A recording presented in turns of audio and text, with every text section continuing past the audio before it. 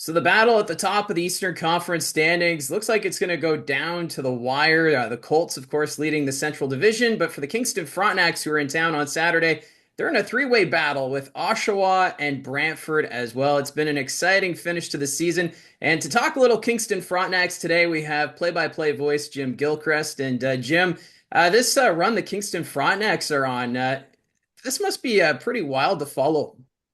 Yeah, this has been fantastic, and it's not over by a long shot here, Mike. This is going to go right down to the wire, I think, and it's great for us and the fans to follow. I think the coaches are going to end up with a few more gray hairs by the end of it, but it sure makes it exciting for everybody else. And of course, the Frontenacs setting a new franchise record for wins on home ice. It's now at 13 games, I believe. It's got to be quite thrilling for the fans to know that this is a competitive Kingston team that has got some serious plans for a deep run in the playoffs.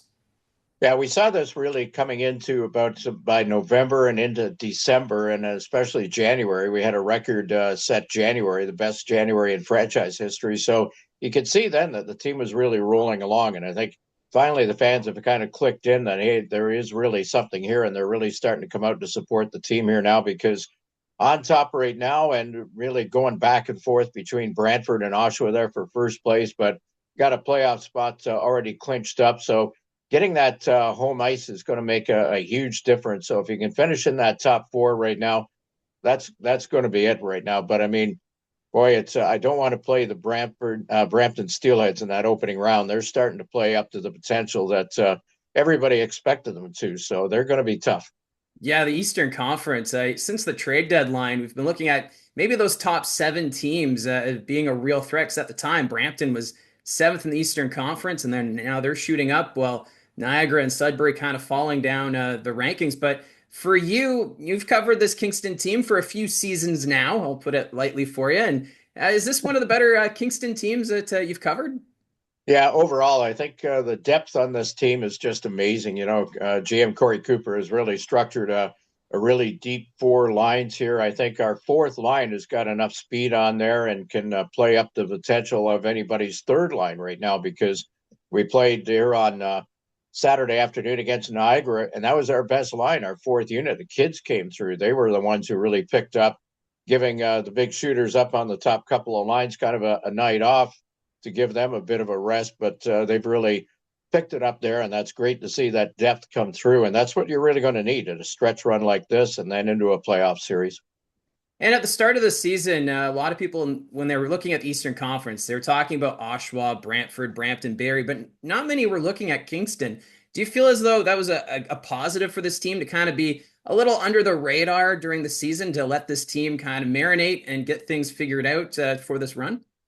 Yeah, I think always have been that way. And you saw all the top 10 rankings, of course, London up there all the time, and Windsor. And from the east now, Brantford has snuck in there, along with Oshawa, of course, always kind of hanging in there.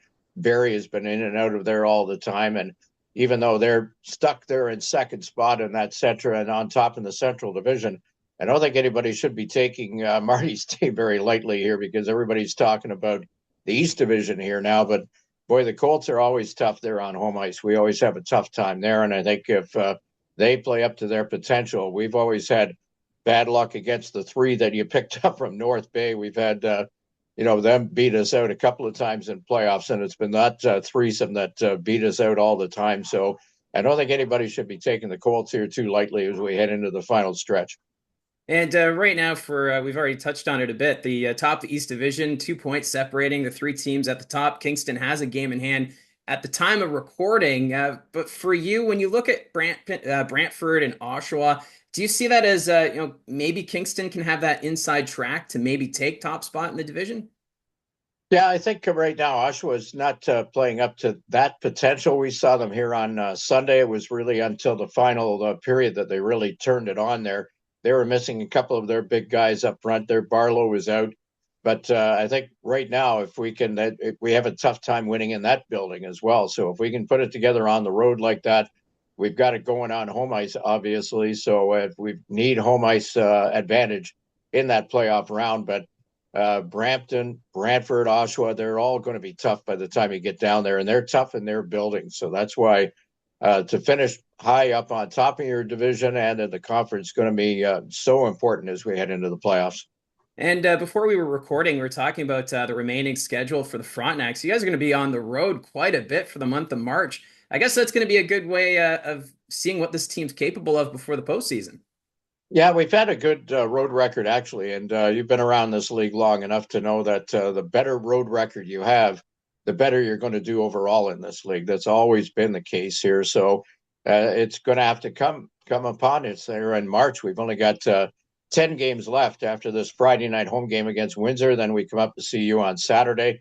So starting with that game, March 1st, got 10 games in March and only 3 on home ice and 7 on the road, including a big trip down to Windsor and into London on the Friday night, next Friday, and then into Niagara on the Sunday afternoon. So that's a bit of a different stretch right there, but 3 tough buildings for us to play in at this time of the year. And you guys did the big trade at the deadline with the Saginaw Spirit, bringing in 3 experienced players with Willis, Hay, and Bishop. How have they fit in with this roster? Do you see that the benefits already with those players joining this team? Yeah, we sure have. Unfortunately, Willis has got a lower body injury over the last 2, 3 weeks. He's still got another maybe week or 2 at the most to go. We hope to get him back before that trip down to Windsor, London, Niagara in a week. But they have fit in very well. And I think that's what Coop was really looking for, that experience that they went all the way there through a long playoff stretch. And that experience, I think, is really going to help us on and off the ice. They're really great in the dressing room and really help leaders there. Hay was captain of the Spirit at the time. And then at the same time, we picked up Schenkel from Sault Ste. Marie in the goaltending. Got off to kind of a rocky start his first few games, but boy, he has really settled down and he is showing what a solid overage netminder he is there right now. And he had lots of playoff experience up in the Sioux there last year too. So I think that's what Coop was looking for. And you can really see that. And I think that's going to really help on and off the ice down the stretch here. And another factor for this Kingston team too is head coach Troy Mann, who seems to really have transformed this team. He of course joined the team midway through last season, and now he's got his first full year with the Kingston Frontenacs. Talk a bit about Mann and what he brings to this team. Well, that professional touch, boy, we've seen it since he joined us there midway through pretty well last season. And the way he operates just on and off the ice, it's just that professional touch. He coached in the American League in Hershey and also down the road here in Belleville with the Senators there. So you can see that professional touch that he had there that he's brought over to our team.